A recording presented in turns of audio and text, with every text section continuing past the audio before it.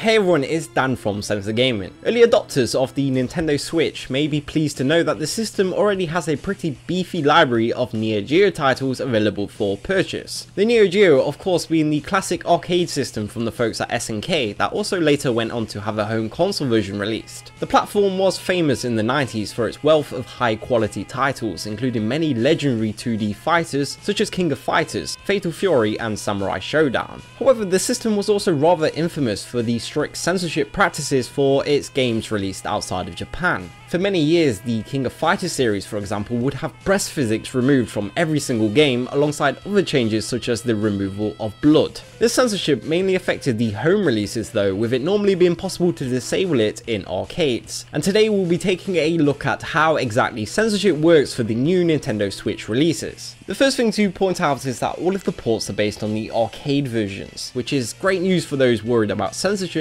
as mentioned, the arcade ports were much less strict with this. What you may sometimes find however is that certain censorship will be made to the English versions, but it will also be possible to disable this via the settings. This is exactly how it works in the Switch versions too, and when navigating through the options in games like Metal Slug, you'll be able to find settings to enable the blood and gore. Shock Troopers is another game that has this feature, so make sure to flip the switch on if you want to see the violence just like in English arcades. Additionally, when booting up each title, you are given the option of playing in either Japanese mode or English mode. This means that you can also even just pick the Japanese version and be sure that you are playing the game as originally intended. It's worth pointing out that this is also how the PS4 and Xbox One Neo Geo games work, so those of you without a Switch aren't out of luck. However, not all titles are available on all platforms, with some of these currently being Switch exclusives and vice versa. Neo Geo titles currently released for the Switch are Metal Slug, Metal Slug 3, The King of Fighters 94,